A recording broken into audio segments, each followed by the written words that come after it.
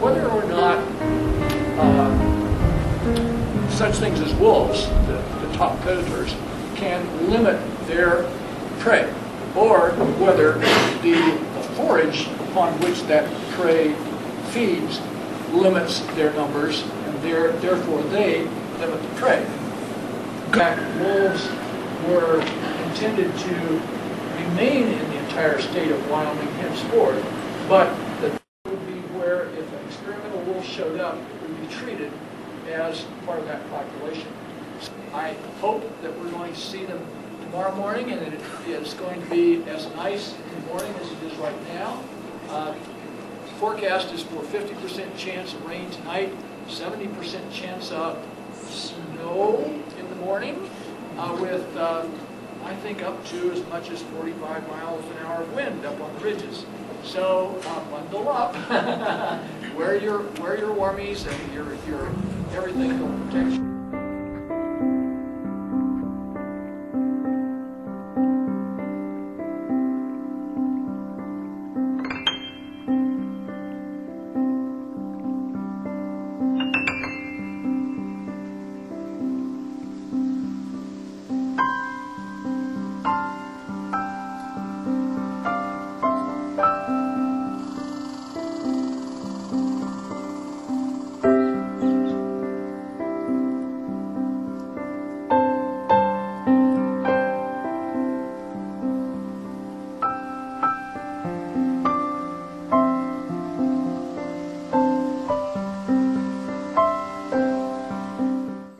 Talking about the wolves that we saw first thing, the Druid Peak pack.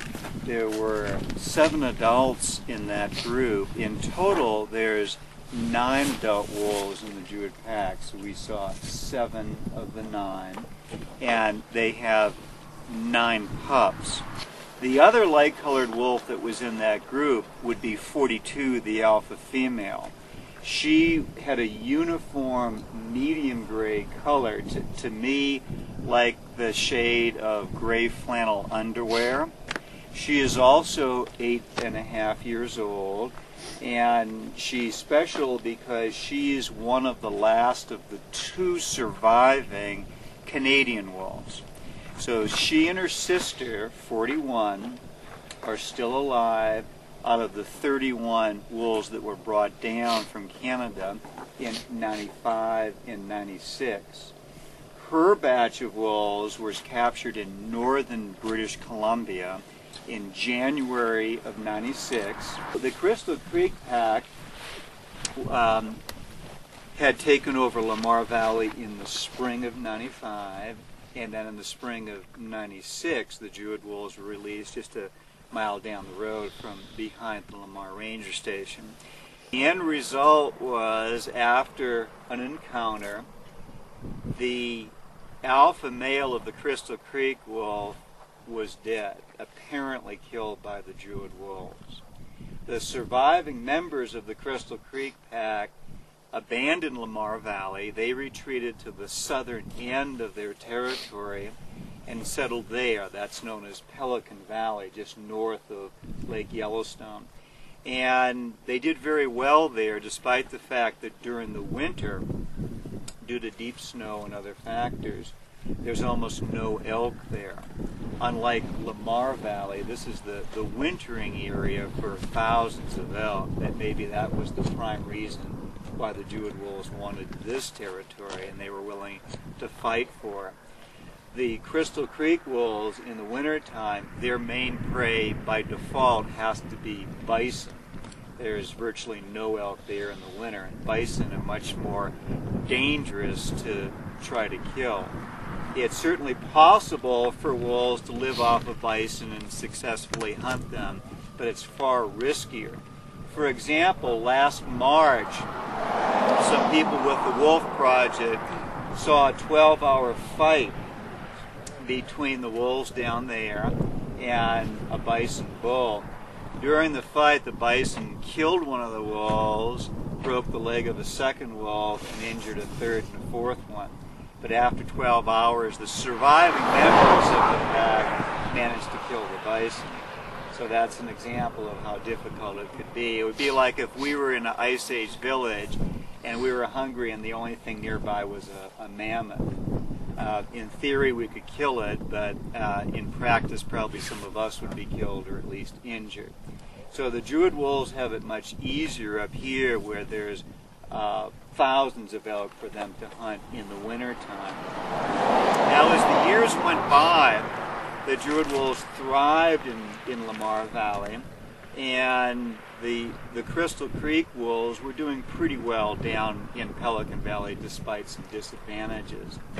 In the fall of 1999, there was a surprise sudden encounter on this ridge behind us between those two packs, and the end result of that was that it appeared that the Crystal Creek wolves killed a Druid pup. So that continued the bad blood, the rivalry, the aggression between the two packs. So the Druid wolves had killed their alpha male, and in turn they got one of the Druid pups later on. Well, more years went by, and the Druid wolves eventually became by far the biggest and the most powerful pack in Yellowstone. In 2001, their membership was 37 or 38, which was the largest known pack anywhere in the world in history. But as we expected, just after that, some of the younger wolves in the Druid pack dispersed, and some of them were successful in starting new packs, establishing territories, defending them, having pups, etc., etc. So many of the other packs in the northern third of Yellowstone are led by former Druid pack members. Now, more recently, about a year ago, we came out early one morning, and we couldn't really see anything because there was thick fog, but we could hear some wolves howling from that direction, as well as wolves howling from this direction. We got signals from the Druid wolves from one of the directions where we were hearing howling in the fog, and then when I went through the list of frequencies, I got some additional signals that indicated that another pack had invaded Lamar Valley, a pack known as Molly's pack. But for the next few hours, the members of Molly's pack were howling over here, and the Druid wolves were howling and gradually working their way in this direction. Eventually, they ended up in that little plateau to the south of us, and then suddenly we could see the other pack for the first time. And they outnumbered the Druid wolves. Generally, when there's conflict between two rival wolf packs, whichever group has the most members will chase the other ones away. That's the deciding factor. And so the Druid wolves looked in that direction, saw the other packs, saw that they were outnumbered, and so they turned and ran back in this direction, and the other wolves chased them. Now, sometimes when that happens, the wolves that are doing the chasing catch up with some of the stragglers and may well kill them. So it was a very serious situation. The Druid wolves ran across the road and made a stand up in the north side here, looking back and howling at the other wolves. Now, the Druid wolves, after having lived in Lamar Valley for many years, are pretty used to dealing with the road and to the traffic and to the crowds of people that are out here. To them, it isn't necessarily a big deal to negotiate those things. However, whether the Druid wolves realize it or not, the other pack, Molly's pack, they live in a very remote section of the park. They almost never see cars or roads or people. And so they stopped when they realized that they were inadvertently running toward this road and all the traffic and all the crowds of people, and they turned back and retreated to the plateau over there. So whether it was a deliberate thing or not, the Druid wolves were sort of saved by the presence of the road and all the people and all the cars. However, for the next few days, that rival pack stayed in Lamar Valley. They were not leaving. And that was an indication to us that maybe their goal, could you answer that? Maybe their goal was to take over this valley and to drive out the Druid wolves. The Druid wolves were sort of at a low ebb at that time in terms of numbers because so many of their past members had left and started their own packs, one of which was known as the Agate Creek Pack. And there were several former Druid females in that group, including 103. They live on the other side of Specimen Ridge. Well, I think it was maybe the third day that this interaction was taking place. When I came out in the morning, it turned out that the Molly's pack, during the night when there was no traffic, had crossed the road and were in that direction there. We could see them from this pull-up. And the Druid wolves were over here, still upset because this bigger rival pack was in their territory. And both groups stayed in their respective locations over the course of that day. Now, at the end of that day, I went over towards Slough Creek and got signals from the Agate pack.